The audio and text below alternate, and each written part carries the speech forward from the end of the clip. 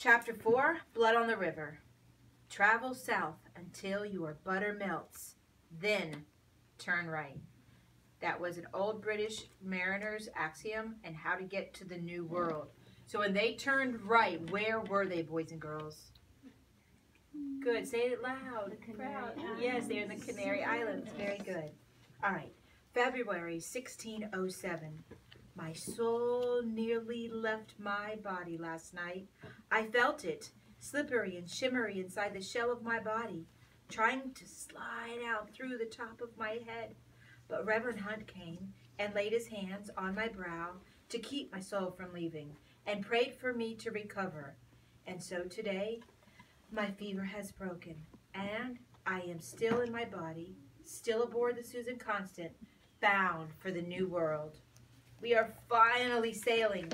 I feel the speed of the ship under me. We have left the England's waters, and we're heading south toward the Canary Islands off of the coast of Africa.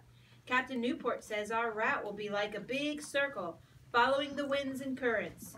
We'll sail south to the Canaries, then West Indies, and then north to Virginia. To go back to England, if I ever do, we will sail still farther north and then east to England to finish the circle. What is that circle called? Trade winds. Beautiful. Captain Newport says the fevers gripped us because we stayed so long in the fog and the cold of England's winter. Now it is warmer every day. If my soul had gone out of my body, I'd have left the rolling of the ship, the stench in the closed-up 'tween deck, and the rats that sometimes scuttle over my face in the night. I'd have left this living shoulder to shoulder with a crowd of gentlemen, each of them thinking he's better than the rest, and all of them thinking they are much better than I. But I'd also have left the chance to see the islands, and, beyond them, Virginia. I'd have left my chance to dig for gold.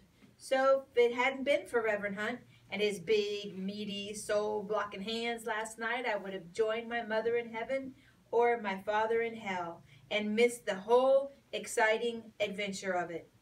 I pull on my slops and I tie them at my knees and at my waist. I'm so skinny now they nearly fall off of me. How long was I ill? 10 days? 2 weeks? I wobble on unsteady legs.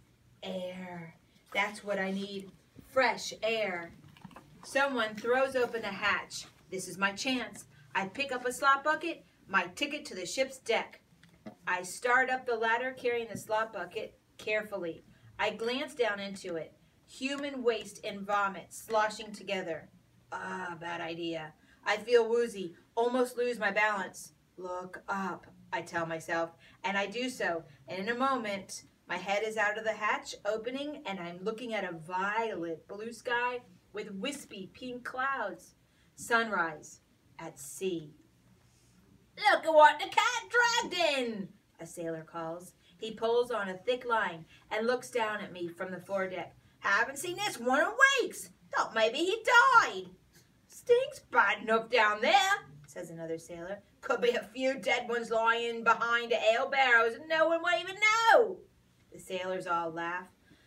I don't care. I stand, breathing in the cold, fresh air. I go to the railing, throw the contents of the bucket overboard, and then stop in utter astonishment. I stare, unbelieving. The ocean, which just a few weeks ago in England was its usual black-green, has completely changed. I am looking at an ocean so clear and so blue that when a long silver fish comes to inspect what I just tossed in, I can see the yellow stripes on his back. I linger, feeling the wind on my face. The sails are bellied out orange gold in the early morning sunlight. I feel very glad that I did not leave this adventure last night. Below you now, a sailor yells to me. You'll be getting on the foot up here. I want to tell him that I'm waiting for the mess pot for the servants, the one that James and Richard and I share with 2 men who serve Master Wingfield. But I'm not sure that I can make it down the ladder with the heavy pot of oatmeal. I'll wait until I'm stronger before I do that chore. Allison, leave it open. Thank you, sweetie. Captain Newport comes strutting toward me. He has a scowl on his face, and I'm afraid he's about to whip me for loitering about on deck. I scramble down the ladder, bucket in hand. Captain Newport follows me. He swings down the ladder easily, even with only one arm. I head to a dark corner of the 'tween deck, hoping he won't see me. But it's not me he's after. Smith? Captain Newport's baritone voice fills the 'tween deck. The two burly sailors come down the ladder and stand on either side of him. Sir? Captain Smith responds and stands straight and strong. Captain Newport looks angry, though I'm not sure it's Captain Smith he's angry with. By my authority as captain of this fleet, I hereby place you under arrest. Captain Smith frowns. On what charges? He demands. He stares right at Master Wingfield as he says it, so I suspect he knows who's accused him of a crime. Captain Newport glances at Master Wingfield with a look of disgust. I will present the charges. Somehow, despite the fact that we've been at sea for nearly 2 months, his silk doublet and his velvet breeches still look relatively fresh. You are under arrest for intent to overthrow the government of this mission, murder of the council members, and to make yourself ruler. My mouth drops open. Wingfield, you're a liar, Captain Smith growls. And you, sir, will be hanged when we reach the West Indies, Master Wingfield says coldly. Captain Smith sputters, but no words come to him. His face and his neck are red as fire. He reels back. I see his fist ball up. He's about to throw a punch. Yes, I want to shout, smash his face in. This will be even better than watching boys or drunken sailors slug it out. I want to see blood spurt out of Master Wingfield's high-ranking nose. But in the split second before Captain Smith lets loose with his fist, it's as if something reins him in. He hunches his shoulders, opens and closes his hands, and takes a deep breath. Then he turns to Captain Newport and speaks almost calmly. Captain, do you believe these charges which have been brought against me? He asks. Captain Newport looks startled, as if he didn't expect this question.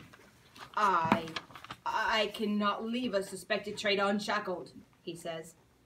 And what if I accuse Master Wingfield of being a traitor? Captain Smith asks. After all, it was he who wanted to turn back when we were stranded all of those weeks at the Downs. It is he and his gentlemen friends who want to go back to England, to their comforts, every time there is a storm. He says the word gentleman as if it is a pile of sheep dung in the kitchen, and this makes me smile. This is how they treat their signed 7-year contracts with the Virginia Company. You have no right to accuse me, Master Wingfield shouts. You are a commoner. You can't level charges against your betters. My betters? Captain Smith raises his eyebrows. A pig has more royal blood than you do. The sound Master Wingfield makes next is a cross between a growl and a shout. Insulting his bloodline? Well, that's like throwing lye in his face. He draws his dagger and he comes at Captain Smith. And for a moment, all is confusion. Reverend Hunt catches Master Wingfield's arm. The two sailors step between the angry men, and Captain Newport's voice booms out. Release your weapons. Let the law handle this. And then he orders the sailors. Nelson, Poole, put Smith in irons. The two sailors hustle Captain Smith over to the chain bolts that stand ready, fastened to the wall of the 'tween deck, waiting to restrain a prisoner or any drunk sailor who has started a fist fight. They clamp Captain Smith's ankles and wrists into the chains. I can't believe Captain Newport is doing this. Now Master Wingfield will simply walk over and slit his throat. But when I look back at Master Wingfield, I see he is pale and shaken. He has dropped his dagger and is wiping his face with his handkerchief. Reverend Hunt has his hand on his shoulder and is talking to him quietly. Master Wingfield might be a liar, but he is no murderer. Still, I have heard the gentlemen whispering. In the close quarters of the 'tween deck, it's hard to miss much. They say Captain Smith is only an ignorant commoner, and yet he wants power of a noble. They say he will try to take over the whole mission if he's not disposed of. They say if it were not for Captain Smith insisting that they stay on course, they'd be back in their comfortable beds home in England by now. And I wonder how long it will be before someone who does have the heart of a murderer, slits Captain Smith's throat while he sleeps.